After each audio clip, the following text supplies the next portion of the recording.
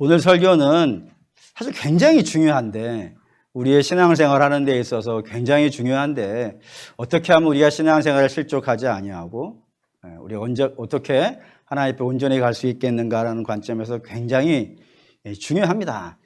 중요하다는 이런 얘기를 자꾸 앞에 까는 것은 좀 어려울 수 있을 것 같은 생각이 일부 예배하고 나니까 좀 들었어요. 그렇기 때문에 우리가 천국에 가는 거니까요.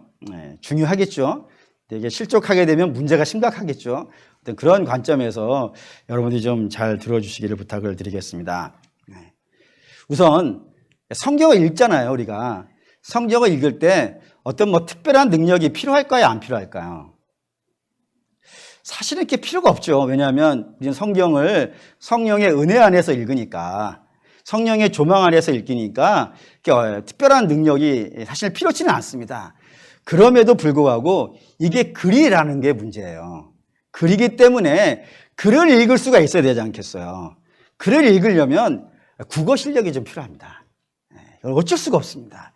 그렇다고 국어 실력이 엄청나게 많이 필요한 건 아니고, 문장이 어떻게 구성되어져 있는지, 말이 어렵네.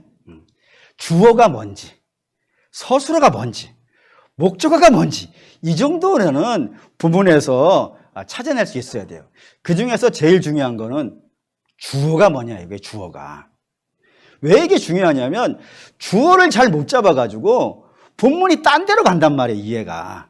그래서 주어를 잡는 게 굉장히 중요하고, 그 주어를 잘 틀린다 이겁니다. 근데 그 주어를 잘 틀리는 것 중에 가장 대표적인 것이 뭐냐면 복음이에요. 의외죠. 복음의 주어를 잘 틀려요.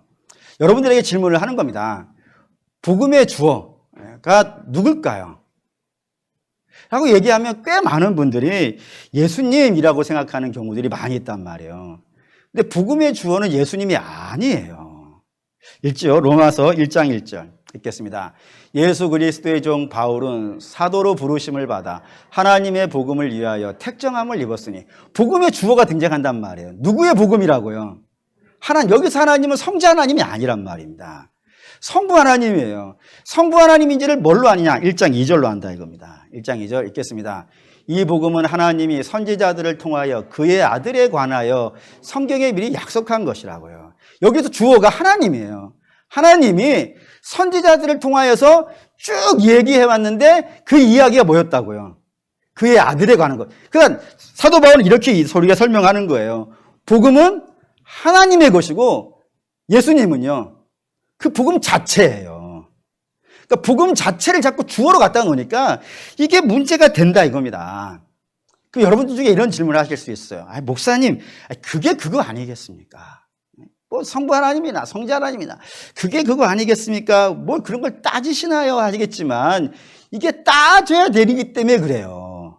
안 따지면 이상한 문제가 발생된다 이겁니다. 예를 든다면은 골로새서 1장 볼게요. 골로새 1장 26절부터 봅니다. 이 복음은 만세와 만대로부터 감추어졌던 것인데 이제는 그의 성도들에게 나타났고, 하나님이 그들로 하여금 이 비밀의 영광이 이방인 가운데 얼마나 풍성한지를 알게 하려 하심이라. 이 비밀은 너희 안에 계신 그리스도시니 곧 영광의 주시니라 라고 해요. 비밀이 있다고요. 그 비밀이 뭐라고요? 예수님이라 이겁니다. 예수님이 왜 비밀이에요? 원래 없던 분이었기 때문이 아닙니다. 원래 있던 분이에요. 만세와 만대로부터 원래 계시던 분인데, 이분이 구약에서는 뚜렷하게 나타나는 것이 아니고요, 감추어져 있다 이겁니다. 감추어져 있기 때문에 이분이 구약에서는 우리 계신단 말이에요. 구약도 잘 찾아보고 연구해보면 분명히 보인단 말이에요. 근데 일반적으로는 그게 감추어져 있는 모습으로 있기 때문에 사람들이 잘 몰랐다 이겁니다. 그 몰랐던 분이 신약이에요. 뚜렷한 모습으로 나타나셨다라고 성경이 설명을 하고 있더라 이겁니다. 이게 예수 그리스도인데, 만약에 복음이 이 예수 그리스도가 주어가 되어진다 그러면은 예수 그리스도가 구약에 감추어져 있는 분이니까 복음도 어떤 모습으로 있어야 되는 거예요. 이런 반응일 거라 생각을 했어요. 잘 생각해 봅시다. 예수님이 구약에 감추어져 있는 모습으로 있단 말이에요. 근데 복음이 예수님의 것이라 그러면은 복음도 어떤 모습으로 있어야 되는 거예요? 감추어져 있는 모습으로 있어야 돼요. 내지는 없는 모습으로 있어야 된다 이겁니다. 그러다가 나타나 버린단 말이에요. 이게 지금 문제가 느껴지시나요? 이게 문제가 느껴져야 되는데, 예, 문제를 느껴보게 해보죠. 우리 하나님을 뭐라고 설명하냐면 인격의 하나님이라고 그래요. 인격의 하나님. 그 말이 무슨 뜻이냐? 어렵게 됐네 갑자기. 인격의 하나님이라는 건 뭐냐면은 생각이 있다는 거예요. 생각이. 제가 인격이잖아요. 예를 들자. 얘는 인격이 아니잖아요. 얘는 생각이 있겠어요, 없겠어요? 생각이 없지. 얘는 인격이 없으니까. 걔도 마찬가지예요. 걔는 뜻이 없어요. 할렐루야. 계획도 없고 뜻도 없어요. 인격이 아니어서 그래요. 오직 인격체만 뭐를 가져요? 생각과 뜻을 갖는단 말입니다. 하나님이 인격의 하나님이라면 하나님이 뜻과 계획과 그런 생각과 목표가 있겠어요, 없겠어요? 있다 이거예요. 근데 문제는 복음이 예수 그리스도 거라면은 이 하나님의 인격과 뜻은 복음은 아닌 거예요. 그렇잖아요. 감춰져 있어야 되니까 하나님의 뜻은 구약에 나타나니까 이해가 되고 있는 중이죠. 되면은 최소한 고개라도 한번 흔들어 주시고 아멘까지도 반발할 테니까 어떻게 그렇다 이거예요. 응? 감추어져 있으니까 복음이 하나님의 뜻은 드러나 있고 그러니까 하나님의 뜻과 복음은 달라지겠죠. 달라졌는데 예수 그리스도의 복음이 짜자잔 나타난 거예요. 그러면 신약의 중심은 뭐가 된 거예요? 복음이죠. 그럼 하나님의 뜻은 어떻게 된 거예요? 폐지된 거예요? 없어진 거예요? 아니 그게 있잖아요. 구약에 하나님의 뜻이 있는데 그 뜻이 복음은 아니에요. 근데 예수 그리스도의 복음을 갖고 확 들어와 버렸으니 하나님의 뜻은 밀려나 버린 것 아니겠어요? 이게 되겠냐 이거예요. 하나님의 뜻이 없다가 나타나기도 하고 새롭게 나타난 것에 있어서 밀려나기도 하고 그렇게 뜻이 사라져버리는 분이라면은 우리가 그런 하나님을 전능하신 하나님이라 부를 수 있겠냐 이거예요. 그럴 수 없잖아요. 그래서 하나님은 성경에 항상 이런 모습으로 등장해요. 변하지 않는 분이라고. 신실하신 분이라고. 회전하는 그림자도 없는 분이라고. 그런 분이기 때문에 당신의 뜻을 세운 거를 새로운 뜻에 의해서 버리시지도 아니하시고 뭔가 부족하니까 버리는 거 아니겠어요. 버리시지도 아니하시고 변개하지도 아니하시고 시건하지도 아니하시고 폐지시키지도 않으신단 말이에요. 그러니 하나님의 뜻은 항상 서 있어야 된단 말입니다. 그렇기 때문에 복음이 성경의 중심이라면 이 복음은 언제부터 있어야 되는 거예요? 도중에 나타나면 돼요, 안 돼요? 네? 할렐루야! 어떻게 더 설명하지? 하나님의 뜻은 변하지 않는단 말이에요. 그러니까 복음이 새롭게 들어가가지고 하나님의 뜻을 못 밀어내고 항상 복음은 어떤 모습으로 있어야 돼요? 처음부터 있어야 된단 말이에요. 보시죠. 에베소 1장 3절에서 5절 읽을게요. 찬송하리로다 하나님 곧 우리 주 예수 그리스도의 아버지께서 그리스도 안에서 하늘에 속한 모든 신령한 복을 너희에게 주시되 곧 창세전에 그리스도 안에서 우리를 택하사 우리로 사랑 안에서 그 앞에 거룩하고 흠이 없게 하시려고 그 기쁘신 뜻대로 우리를 예정하사 예수 그리스도로 말미암아 자기의 아들들이 되게 하셨느니라. 복음은 처음부터 있었다 이거예요. 언제부터요? 창세 전부터. 신령한 복이라는 게 복음인데 그 복음이 어느 날 갑자기 예수 그리스도 나타나는 것과 동시에 없던 것이 확 나타난 것이 아니고 처음부터 있었다 이거예요. 하나님이 처음부터 계획을 세우셨고 그 계획대로 쭉 진행해 오시다가 그 정점에서 예수 그리스도가 딱 나타나신 것이고 그분을 통해서 죄인들이 구원받게 된 것이고 그 구원의 역사는 지금부터 계속 흘러서 언제까지요? 마지막 때까지 한 번도 안 바뀌었다 이거예요. 창세부터 지금도 안 바뀌었고 예수 그리스도 오실 때까지도 안 바뀌었고 지금까지도 안 바뀌었고 앞으로도 안 바뀔 것이며 언제까지 안 바뀔 것이냐면 빌립보서 1장 6절 읽겠습니다. 너희 안에서 착한 일을 시작하신 이가 그리스도의 예수의 날까지 이르실 줄을 우리는 확신하노라. 그리스도의 날이 언제예요? 주의 재림 때까지잖아요.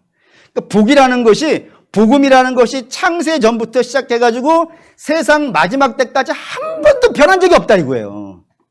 처음부터 끝까지 하나님의 복음은 그렇게 죄인을 아들을 내어주심으로 구원하시는 이 이야기를 단 한 번도 바꾼 적이 없다 이거예요. 근데 제가 왜 이걸 자꾸 강조를 하냐면 이게 자꾸 바뀐단 말이에요 지금 이 땅에서. 이 땅에서 하나님은 복음을 뭐라고 하시냐면은 아들을 내어주시고 죄인을 구원하시는 거라고 창세전부터 선포를 하시고 진행하고 계시는 일인데 자꾸 이거를 바꿔. 그럼 어떻게 되겠어요? 하나님은 안 바꾸시는데 사람이 자꾸 바꾸면은 하나님과 우리 사이가 어떻게 되겠어요? 분쟁하지 않겠습니까? 그렇잖아요. 뜻이 맞아야 화합이 될 거 아니겠어요. 근데 하나님은 이게 복음이야 라고 하는데 사람이 자기의 뜻에 따라서 복음을 바꿔버린다 그러면 하나님과 어떻게 화합할 수가 있겠어요. 하나님과 화합을 못하니까 결국에는 갈라서게 되어지고 갈라서게 되어지면 심각한 일이 생기잖아요. 다시 죄 속에 빠지는 것이고 하나님 나라 못 가게 되는 것이고 문제가 만만한 게 아니에요. 심각하다. 만만한 정도가 아니라 이건 비극에 가까운 일이 발생이 되어진다 이겁니다. 그렇기 때문에 우리가 이게 어떠한 상황에서 자꾸 복음이 바뀌는지 여러분들이 찾아보셔야 된다 이거예요. 찾아봐서 복음이 바뀌려고 하면은 이거 복음 아니야. 좋은 거긴 하지만 복음은 아니야 라고 여러분들이 밀어내실 수 있어야 되고 오직 우리는 뭐만 붙잡아야 돼요? 복음만 붙잡아야 된다 이거예요. 그래야 신앙이 성장하고 자란단 말입니다. 근데 그러면 언제 복음이 바뀌느냐? 대체로 두 가지 정도의 상황에서 바뀌어요. 그 첫째는 복음의 내용이 바뀌는 경우가 있어요. 이걸 성경으로 말씀을 드릴게요. 예수님이 십자가에 죽으셨어요. 그러자 따르던 제자들이 너무 크게 실망을 해가지고 예수님을 떠나기 시작했습니다. 그 떠난 제자 중에 대표적인 사람들이 성경에 나오는데 엠마오로 내려가는 두 제자라는 사람들이 있어요. 이 사람들이 예루살렘에서 엠마오로 내려가면서 그 표정이 너무 슬프고 너무 괴롭고 너무 좌절된 심령으로 가고 있었어요. 그때 예수님이 그 제자들 사이에 다 낀 겁니다. 끼어가지고 물으셨어요. 24장 17절 보겠습니다. 예수께서 이르시되 너희가 길 가면서 서로 주고받고 하는 이야기가 무엇이냐 하시니 두 사람이 슬픈 빛을 띠고 머물러 섰더라라고요. 주께서 물으셨어요. 너 왜 이렇게 얼굴이 심각하냐? 뭐가 그렇게 불만이냐? 라고 이렇게 물으신 거예요. 그러자 이 두 사람이 당신도 오는 방향을 보니까 예루살렘에서 내려가는 것 같은데 그 예루살렘에서 있었던 일들을 정녕 모르십니까? 당신도 거기 있으면 두 눈이 있고 귀가 있으면 들었을 텐데 왜 그 모르는 척 합니까? 그러면서 얘기를 해주는 거예요. 예수 그리스도에 대해서. 24장 19절에서 21절 읽겠습니다. 이르시되 무슨 일이냐? 이르되 나사렛 예수의 일이니 그는 하나님과 모든 백성 앞에서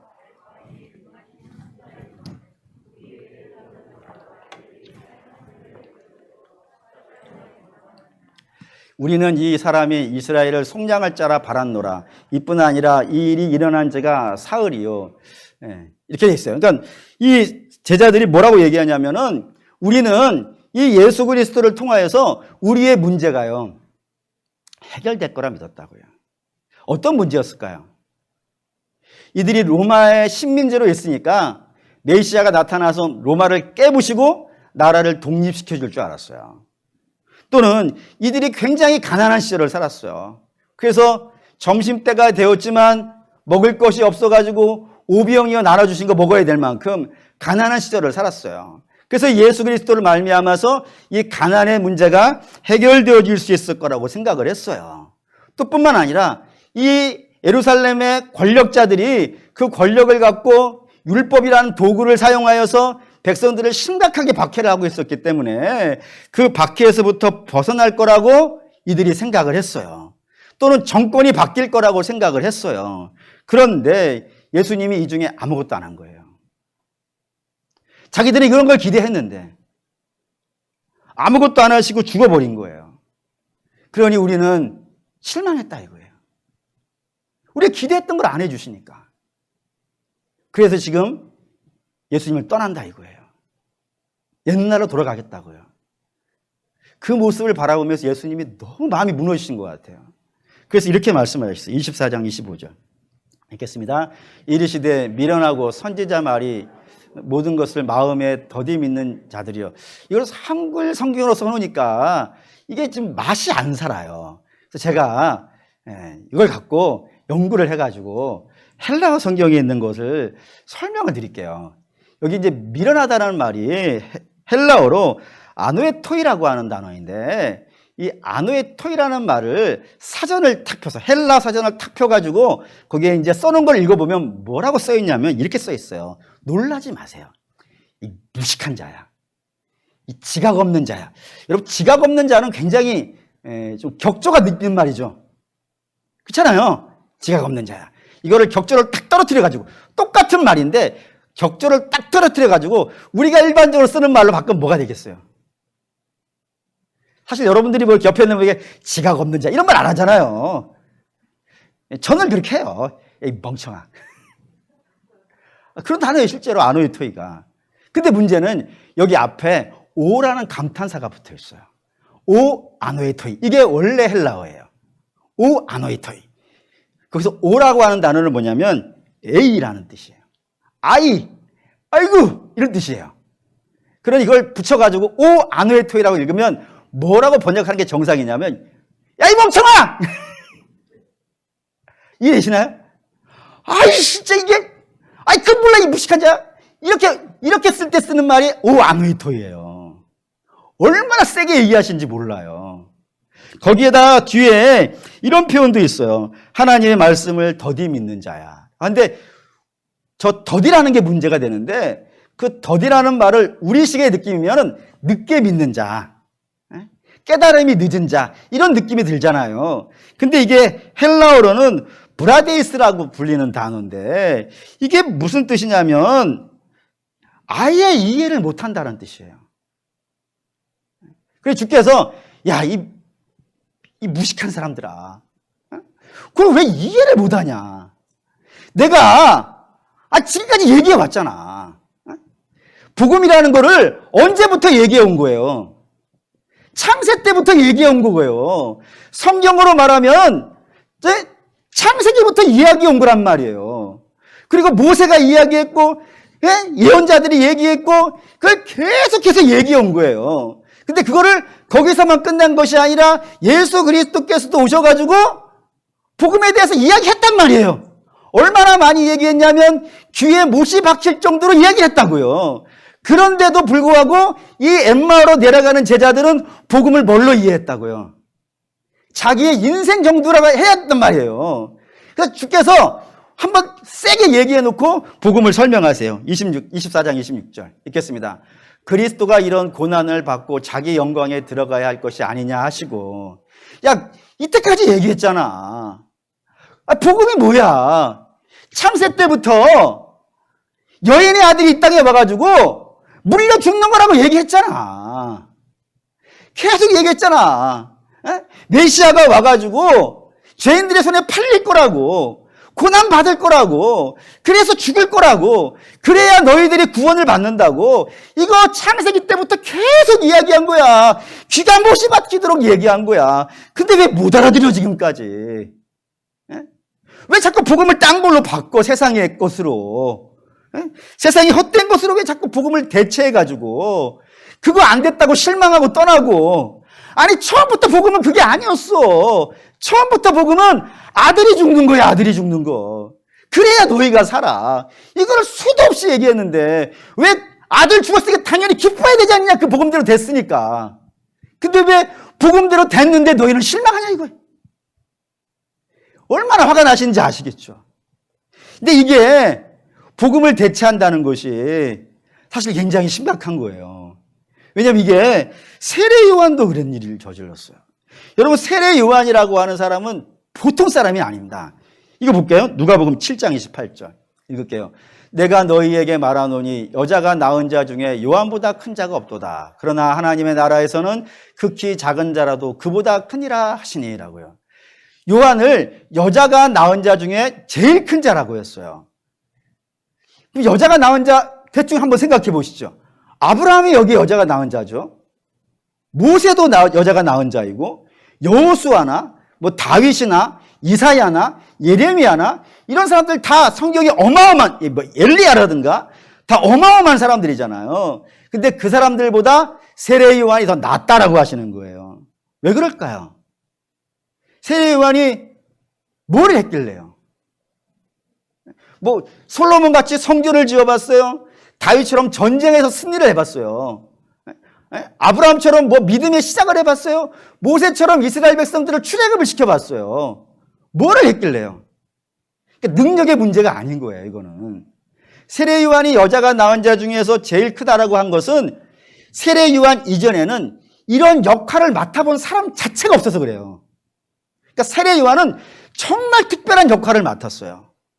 그리고 그 세례 요한이 천국에선 제일 작다라고 이야기한 것은 그 역할을 맡은 사람이 세례 요한이 처음이고 그 뒤에 쭉 나오는데 그 뒤에 쭉 나오는 사람이 더 나아서 그래요.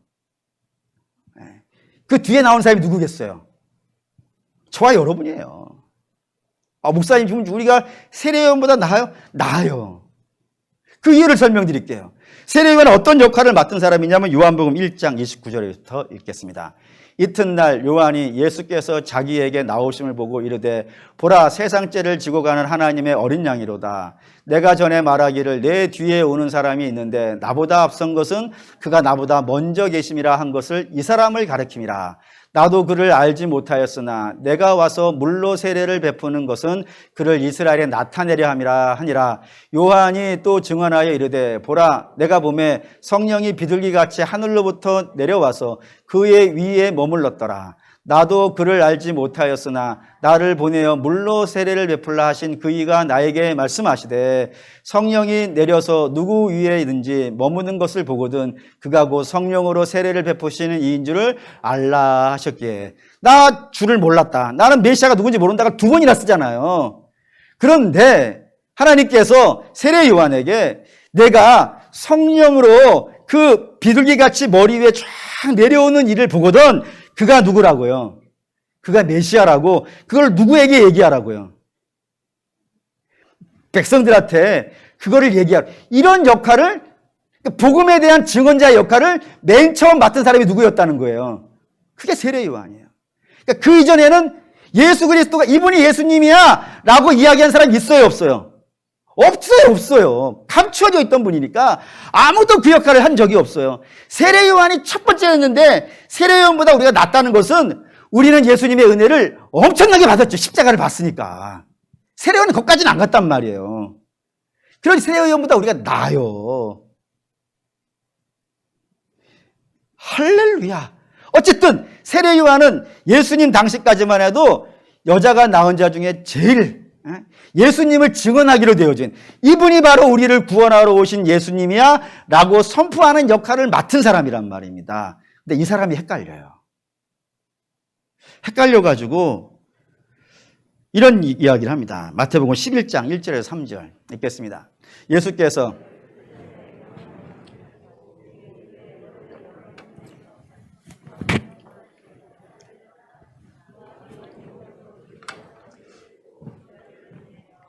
예수께 여짜오되 오실 그이가 당신이 오니까 우리가 다른 일을 기다리오리까. 세례 요한이 옥에 갇혀 있는 거예요. 제자들이 찾아왔어요. 찾아와서 당신이 메시아라고 이야기한 분이 요즘 이루고 다닙니다라는 것을 이야기를 해줬어요. 이야기를 해주자 세례 요한이 듣고 마음이 무너진 거예요.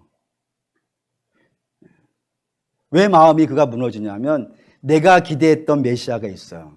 그 메시아가 어떤 모습이냐? 지금 내가 억울하게 옥에 갇혔어요. 악한 자들이 나를 옥에 가두었어요. 그래서 메시아가 나를 이 옥에 가두고 괴롭힌 이 악한 자들을 혼내줬으면 좋겠는 거예요. 근데 예수님이 그거 하고 다니시나요? 안 하고 다니세요? 안 하고 다니시는 거예요. 그분이 뭐 하고 다니고 계시다고요? 이 동네 저 동네 다니면서 천국 복음만 전하고 다니는 거예요. 여기서 풍급점 다 전하면 또 딴 데 가가지고 천국 복음 전하고 이것만 하고 다니시는 거예요. 그래서 아무것도 나를 위해서 아무것도 안 해주는 것 같은 거예요.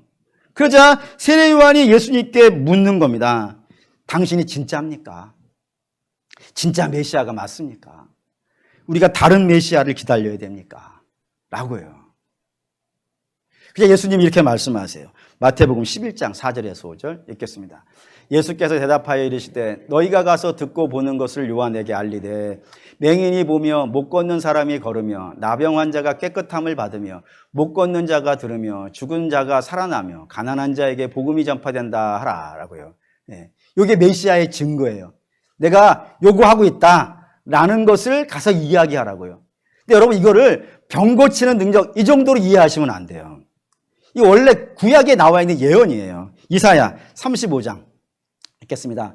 그때에 맹인의 눈이 밝을 것이며 못 듣는 사람의 귀가 열릴 것이며 그때에 저는 자는 사슴같이 뛸 것이며 말 못하는 자의 혀는 노래하니니 이는 광야에서 물이 솟겠고 사막에서 시내가 흐를 것입니다. 이게 뭔 얘기냐면 메시아의 능력이 병 고치는 능력이라 그러면 이거 쓰면 안 돼요. 왜죠? 말 못한다고 죽습니까? 못 본다고 죽습니까? 여러분 신체가 부자연스러워서 잘 못 걷는 분이라고 예수 못 믿나요? 하나님 앞에 못 나가나요? 아니, 만약에 예수님이 병 고치는 능력을 메시아의 상징으로 삼는다면 이런 걸로 써야 돼요. 암이라든가. 난 못 고치는 암이 없어. 못 고치는 에이즈가 없고, 뭐 루게릭이라든가 뭐 시소병들 많이 있잖아요. 그런 것들 내가 다 고칠 수 있어. 이런 걸로 이야기해야지. 저런 걸로 이야기해가지고는 뭐 세지 않아요. 근데 저걸 왜 얘기하시냐면은 사람이 못 보는 것이 단지 묵체의 것을 못 보는 것이 아니고 뭐를 못 보기 때문이에요. 하나님 못 본다 이거예요. 왜요? 죄가 우리의 눈을 어둡게 만들었어요. 그래서 우리 어두운 눈으로는 하나님을 못 봐요. 죄가 우리의 귀를 멀게 했어요. 그래서 하나님의 음성을 들을 수가 없어요. 죄가 우리의 다리를 붙잡았어요. 그래서 주께 앞에 나가지를 못한단 말이에요. 그래서 우리가 주를 보고 주를 듣고 주 앞에 나가려면은 반드시 뭐가 있어야 되는 거예요.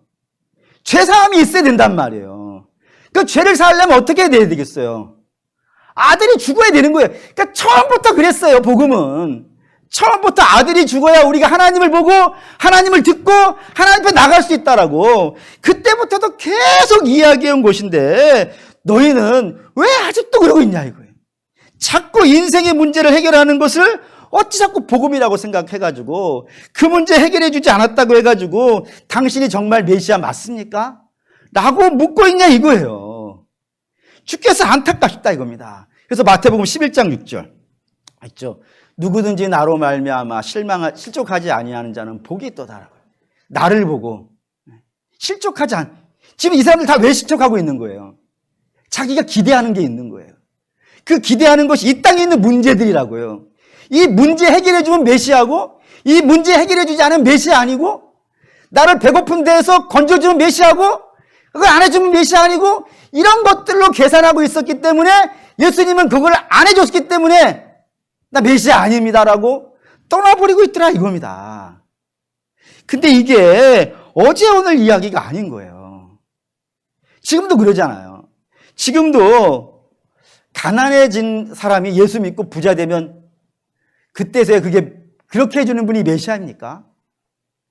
또는 내가 병들었는데 예수 믿고 건강해지는 게 복음입니까? 또는 내 자녀가 공부를 지지리도 못했는데 예수 믿고 좋은 대학 가면 그게 복음입니까?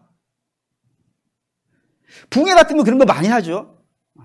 예수 믿었더니 누구 집 자식들은 뭐 좋은 대학 갔다더라. 그럼 아멘 열심히 하잖아요. 예수 믿었더니 사업에 성공했습니다. 아멘 열심히 하잖아요. 그게 복음입니까? 왜 거기에 아멘이 붙냔 말이에요. 사랑하는 믿음의 성도 여러분, 하나님 그거 하실 수 있어요. 하나님 병 고칠 수 있어요. 하나님은 자녀를 좋은 데 보내실 수 있어요. 하나님은 점수도 많이 나오게 하실 수 있어요. 전 그게 제 증언이에요. 제가 뭐 간단한 간증한다 그러면은 제가 고등학교 3년 그리고 재수 3년 6년 공부했어요. 그리고 나온 점수가 있어요. 몇 점지를 공개를 할 수가 없어요. 근데 군대 제대하고 6월 달에 제대했고 10월 달에 시험 봤으니까 한 3개월 공부한 것 같아요. 3개월 공부하고 나온 점수가 그 6년 공부한 것보다 많이 나왔어요. 목사님 혹시 6년 공부하고 빵점 받으신 거 아닙니까? 아니에요. 상당히 잘 나왔어요. 근데도 불구하고 3개월 공부하기 더 잘 나왔어요. 근데 제가 알았어요. 하나님이 뜻하시면 얼마든지 무엇이든지 줄 수 있어요. 근데 그렇지만 그건 복음이 아니에요, 여러분. 그건 하실 수 있는 일이지만 그건 복음은 아니라고요. 근데 우리는 그걸 자꾸 복음이라고 여긴단 말이에요. 그래서 그걸 복음으로 여기니까 옆에 사람들 보면서 시험이 들어요.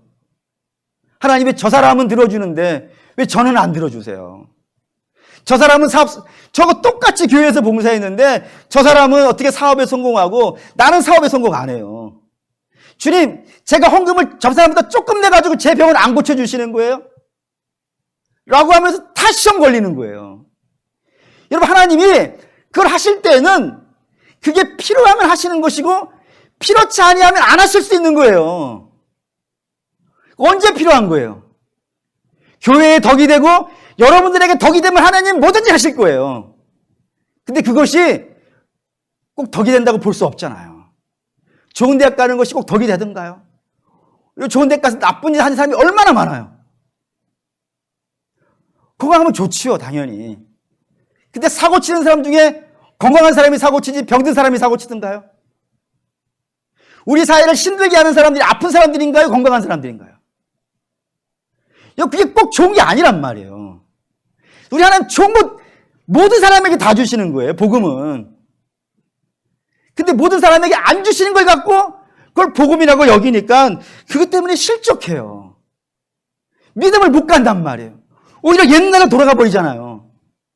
근데 옛날로 돌아가는 건 사실 약과예요. 어떤 경우에는 예수님을 공격하기도 해요. 공격한 사람 중에 대표적인 사람이 헤롯 왕이에요. 동방박사가 별을 보고 쫓아와가지고 왕궁으로 갔어요. 이 왕궁에 메시아가 난 것 같은데, 왕이 난 것 같은데 우리에게 보여달라고 경배하러 왔다고. 헤롯이 보니까 왕궁에 태어난 아기가 없어요. 그래서 들은 사람 없다고. 그때 동방박사 떠나려고 하니까 헤롯이 붙잡고 부탁했어요. 당신이 가다가 메시아를 보거든 돌아가는 길에 나한테 얘기해달라고. 그럼 나도 그에게 가서 경배하겠다고. 경배하려고 그런 거예요? 아니죠. 죽이려고 그런 거예요. 왜 헤롯은 예수님을 죽이려고 그래요? 왕이니까. 그 왕이니까 세상 사람들의 관점에서는 세상에 왕은 몇 명 있는 거예요? 한 명밖에 없어요. 근데 내가 왕인데 새로운 왕이 나타났다면 반역 아니겠어요? 죽이는 게 마땅해요. 근데 여러분 아시다시피 예수님은 헤롯의 권력을 한 번도 원하신 적이 없어요. 자기 혼자 그러고 있는 게 자기 혼자. 자기 혼자 메시아가 내가 가지고 있는 거 빼앗아 갈까봐 그게 열받아가지고 예수님 죽이려고 그러는 거예요. 바리새인도 그러죠? 바리새인들이 예수님 왜 이렇게 미워하는 거예요? 그들이 가지고 있는 거 예수님 뺏어 갈까봐 그러는 거예요. 근데 예수님이 그들이 가지고 있는 권력도 예수님이 주신 거잖아요. 주님이 주셔놓고 그걸 왜 뺏어요? 왜 뺏어? 부모가 자식에게 주고 그 자식에게 준 거 빼앗는 부모가 있던가요? 주면 더 주려고 하지. 예수님은 바리새인의 권력을 탐한 적도 없고 저들의 지위를 원하지도 않았어요. 그들이 가지고 있는 것보다 더 큰 걸 가지고 계신 분인데 그걸 왜 탐내겠어요? 근데 저들은 예수님이 내 거 뺏어 가겠다고 그게 겁나가지고 예수님을 미워하고 결국엔 죽여버리더라 이거예요. 다 뭔 줄 아시겠죠? 뭐 때문에 실족하고 뭐 때문에 공격하는 거예요? 복을 자꾸 이 땅에 있는 몇 가지 재물로 보기 때문에 그래요. 여러분, 그거는 복음이 아니에요. 복음은 처음부터 그게 아니었어요. 복음은 처음부터 무엇이었냐면 하나님이 죄인된 우리를 위해서 아들을 내어주시는 것, 값없이 내어주시는 것, 그거를 통하여서 이 땅의 죄인들을 당신의 자녀 삼으시는 것, 이거 하나가 처음부터 지금까지 변함없이 없는 복음이고 앞으로도 이것만 복음이에요. 다른 걸 복음 삼지 말아주세요. 그건 하나님을 너무 가슴 아프게 하는 일이에요. 왜요? 나는 아들을 죽였는데 너는 왜 그걸 좋다고 생각하지 아니하고 왜 자꾸 돈으로 바꾸려 하냐 이거예요 지금. 하나님 억장 무너지지가 아시겠죠. 그래서 너무너무 센 이야기 하셨어요. 갈라디아서 1장 8절 읽겠습니다. 그러나 우리나 혹은 하늘로부터 온 천사라도 우리가 너희에게 전한 복음 외에 다른 복음을 전하면 저주를 받을 거라고. 얼마나 센 얘기인지 아시겠죠? 내가 너희에게 말하는 복음은 아들을 내가 너희를 위해 준 거야. 이거 왜 복음 없어? 너희가 구해야 되는 건 이 아들의 은혜가 얼마나 큰 건지 그 사랑을 알게 해달라고 구해야지. 그거 왜 세상의 재물과 건강과 자녀와 이런 걸 갖고 복음이라고 여기면 다 무너져요. 다 무너져. 안 무너지는 사람이 없어요. 세례 요한도 무너지는데 우리하고 안 무너지겠어요. 그래서 사랑하는 믿음의 성도 여러분, 천국은 예수로만 갑니다. 그러면 복음 딴 거 잡지 마세요. 소원과 복음은 다른 거예요. 소원은 소원대로 가지세요. 소원은 구하시면 되는 거예요. 안 주시면 하나님이 다른 거 주시려고 안 주시는 건 아니겠어요. 그걸 하나님께 맡기시고 저와 여러분에게 복음은 예수밖에 복음이 없습니다. 네. 두 번째 복음 언제 바꾸냐면은 복음의 형식을 바꾸려고 그래요. 복음의 형식이란 있는 겁니다. 복음의 주어가 하나님이라고 했어요. 그 말인즉슨 하나님이 시작하고 하나님이 진행하고 하나님이 끝내실 거예요. 우리는 뭐만 하면 돼요? 순종만 하면 돼요. 그게 복음의 구조고 복음의 형식이에요. 사람이 이걸 바꿔요. 어떻게 바꾸냐면 내가 시작하고 내가 진행하고 내가 마치는 거예요. 하나님 뭐만 하시면 돼요? 복만 주시면 되는 거예요. 여러분 이거 심각한 거예요. 얼마나 심각하냐면 내가 시작했고 내가 진행하고 내가 마치는 거라면 못하면 어떻게 되는 거예요? 지옥 가는 거예요. 나의 행위 때문에 지옥 가는 거예요. 반면에 내가 잘하면요. 못하면 심각하죠? 지옥 가니까. 잘하면요. 이것도 심각해요. 자랑하게 돼요. 나 이만큼 했다고. 바리새인처럼 내가 일주일에 2번씩 금식했고 그리고 뭐 3번씩 기도했고 자랑하게 돼요. 자랑했으니까 상 받아야겠죠. 상 안 주면요. 원망하게 돼요. 못해도 문제고 잘해도 문제가 되는 일이 발생되어져요. 마태복음 보겠습니다. 7장 24절부터 읽겠습니다. 그러므로 누구든지 나의 이 말을 듣고 행하는 자는 그 집을 반석 위에 지은 지혜로운 사람 같으니 비가 내리고 창수가 나고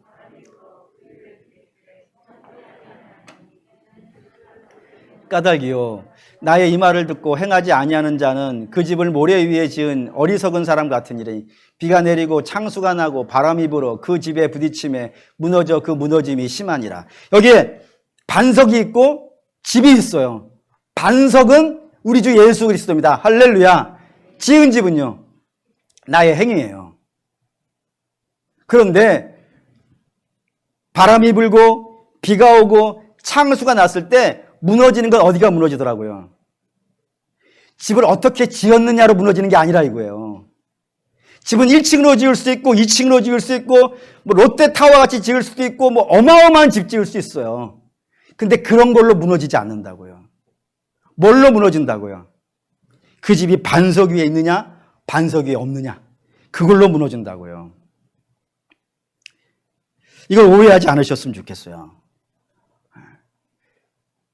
그러면 내가 어떻게 해도 상관없겠네요? 반석 위에만 있으면 어떻게 해도 상관없겠네요? 이 말은 말이 안 돼요. 왜냐하면 예수 그리스도 위에 있으면 예수님은 우리의 주가 되고 우리는 예수님의 종이 되겠죠.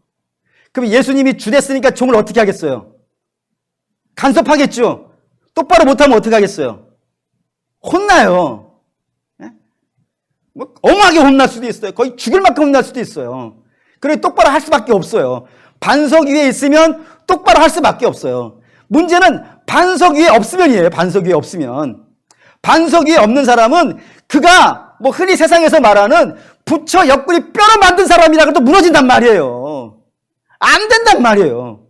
그러니까 너희가 어떤 행실을 했느냐 그건 다음 문제 다음 문제. 너희가 어디 위에 있느냐 이게 중요한 문제라고 성경이 끊임없이 이야기하고 있다고요. 바꾸지 말라고.